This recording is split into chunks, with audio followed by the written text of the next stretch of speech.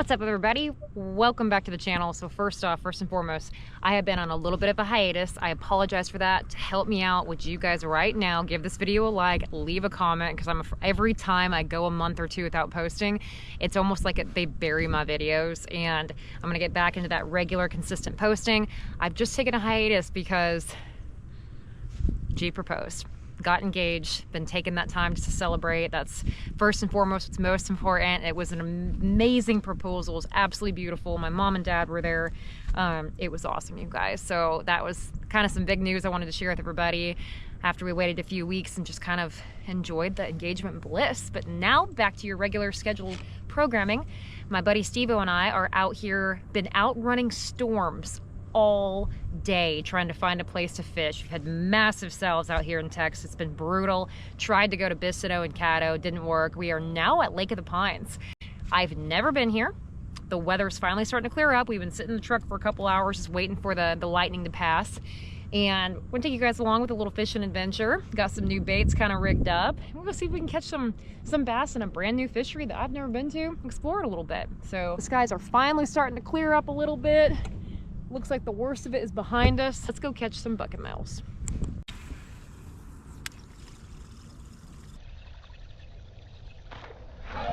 Go! That was a good one, Steve. You see that?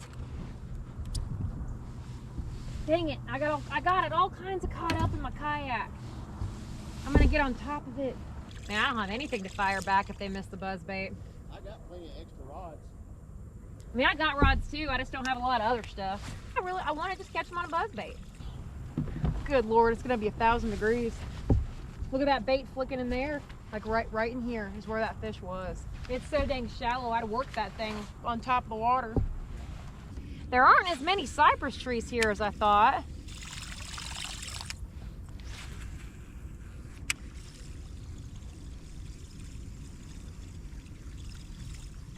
Oh, there we go, Steve. I see it. Oh! Ah, buzz bait fish! That's a good one! Come here, bass! Ah! Yay! Look at that sucker! Healthy. Absolutely! Right in the top of the... Oh, we had that one perfect. Wow. That's a good one. Textbook. First Lake of the Pines bass. Okay. A bucket. Thank you, fish. It doesn't look like there's much out in the middle out here. Yeah, it's kind of, I'm thinking maybe we should just, stick pretty tight to the bank. There might be, oh, there's some stuff out in the middle, in there a ways. It looks, I can't tell. I'm just gonna kind of cruise the bank though, I guess. There's like sparse grass out here. Are you stuck? All right. Oh, got another one. Yeah, same spot. Yep. Little baby one, but little buzz bait bass. Hello, sir. Ah. That's the way we like it with those guys. All right, we're gonna set the Torqeedo here at, how fast do we want to move? Let's put it down at 7 watts. I'm just gonna stand up, use my foot control steering. We're gonna work this bank, the buzz bait, over some water. One of my favorite ways to fish in the fall. When these fish kind of spread out, get real bait oriented. You're out here trying to figure out where they are. I lock a moving bait in my hands, use that 1103.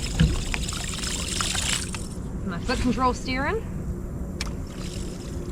Junk fish and cover water. I feel like that gives me the best chance of coming across the fish. Now, if I happen to find a little area that I feel like these fish are kind of congregated in, I might slow down and start picking it apart. But honestly, when I'm fun fishing, I really like getting that buzz bite. Got him!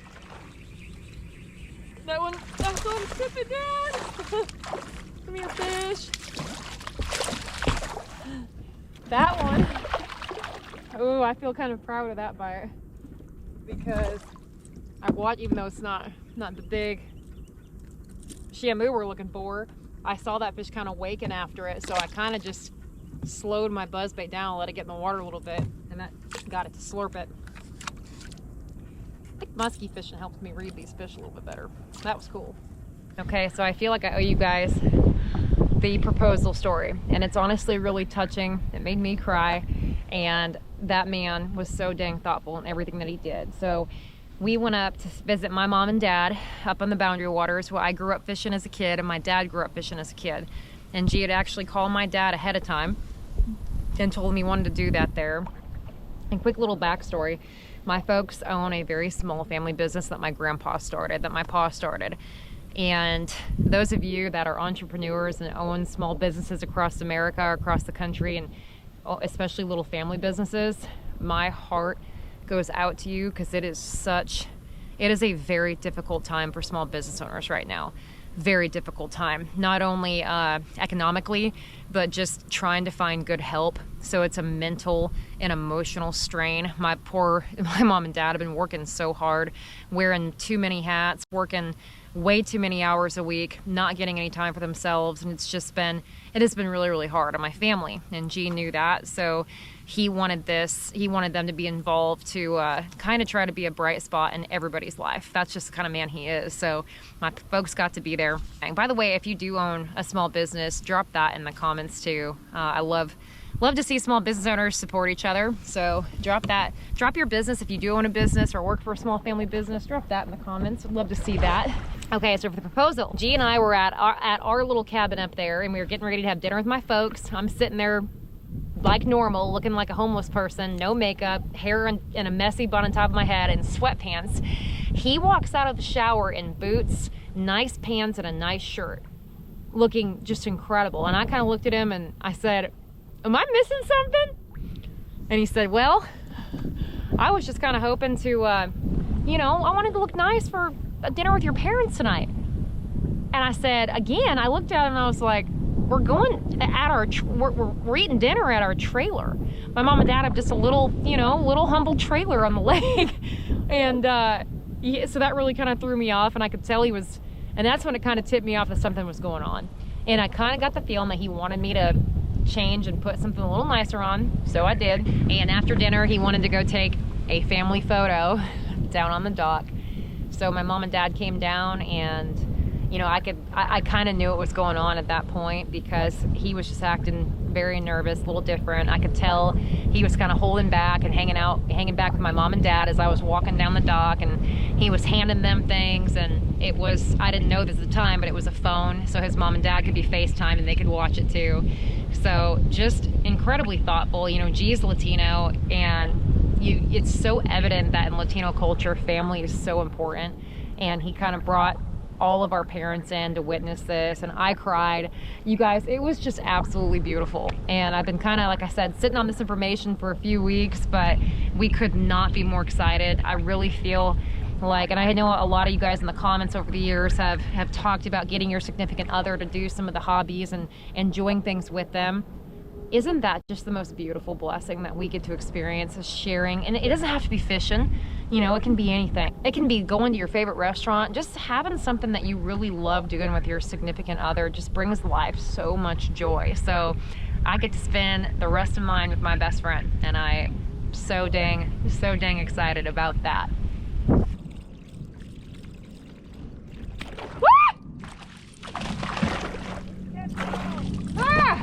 That scared the ever-loving daylights out of me. What? That scared me. Buzzbait. I was not expecting that. I saw that. That looked like it was a decent one. Yeah.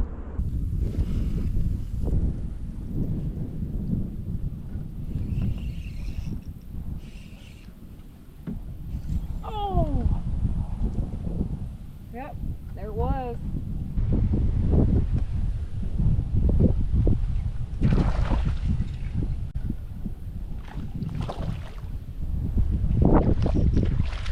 Little bassy on fluke. Little guy. But I felt like there had to be some fish in here just because of how this little inlet sets up. combed it with the buzz bait. Hate that they kind of quit eating it. That's okay. We will adapt.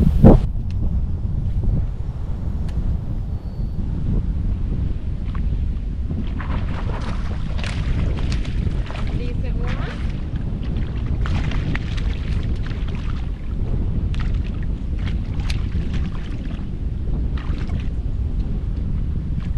I knew there was some fish in here. I just probably did need to put that buzz bait down. That's another kind of a healthy Texas bass. I just didn't want to put the buzz bait down. And can you blame me? Less than 2 foot right here, right at 2 foot. They should have ate the buzz bait. I don't know why they were not. Maybe it wasn't loud enough. Little update, we've caught 6 or 7 bass on a couple different things. The wind's picking up a little bit. I'm gonna look at the radar because it's starting to look nasty again. And I didn't think we were gonna have any more storms, but 'tis the season for pop-up storms. No, it says we're in the clear, but my goodness, it doesn't look like it. Well, this says we're in the clear. We're in the clear. We're gonna keep fishing.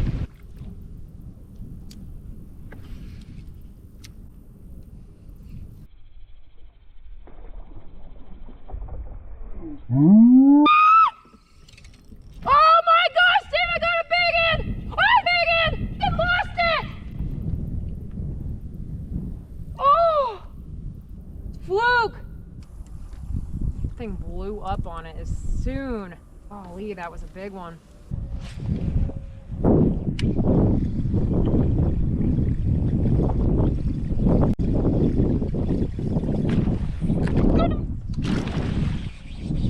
Get out of there. That's a decent one. That's a decent one. Our buzzbait fish. Got a little cloud cover, that wind picked up. Solid one. Very green. Put a bigger buzzbait on, make a little bit more noise. Maybe that's a good thing. Okay, you guys know what this place reminds me of up here? Palestine. This reminds me so much of Palestine. Super, super, super cool. I wonder if they're gonna eat a frog. I might try it.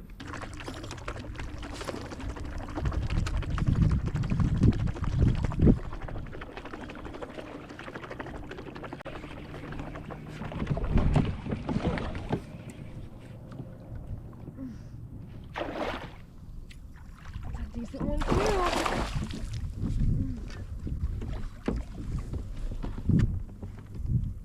Oh, it's caught in my drive. Get out of there.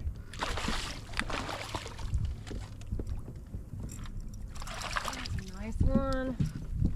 A little salad on there. Oh, when they eat the buzzbait all day. Oh, what a cool place. Thank you, fish. That was a big one.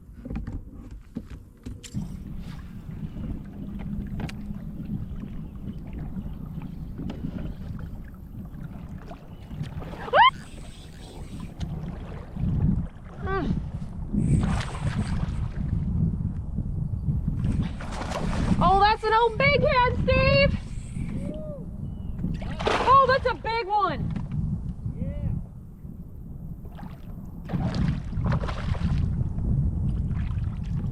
Yeah, fish! Ah! Look at that sucker! That's a fat one. Midday sun buzzbait. Yay! Oh, cool! That was the buzzbait again.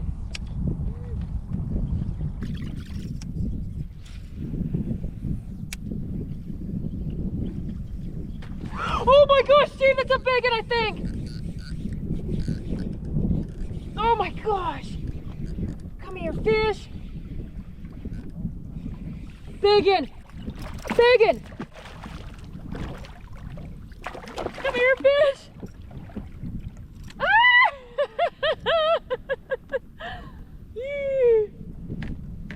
Look at that sucker! Hey, did you catch it underneath that underhang? I did not. I caught it on the out here on the buzzbait. Oh, that's a beauty. That's a freaking, that's 21 incher. Look at that big old fish. That's a nice one. Came up and out of the water for that buzzbait. That was so cool. That's exactly what I needed. I must say so myself. The fish looked a little better with that ring on the hand. Oh, well, I got one. On the fluke, I just dropped it down there, and it's about dang a 13, 14 incher. Look at that. Yeah. Yeah, I mean, they're eating it good. Maybe it was only like a 21, 20, but gosh, the head was that big. I saw it come up and then roll on its side, and it was the biggest one I've hooked today. Right there on the edge of that. I skipped that fluke and it blew up on it as it was going across the water and scared the living daylights out of me. But then right around this corner in that little pocket, that's where there was a big one that blew up way in the middle.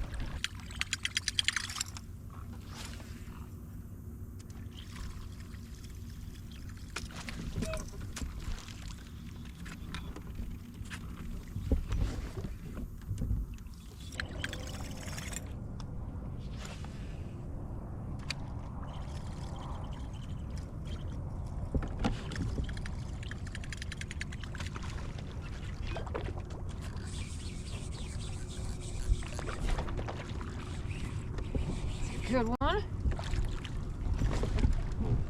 Oh, fish just sucked it down.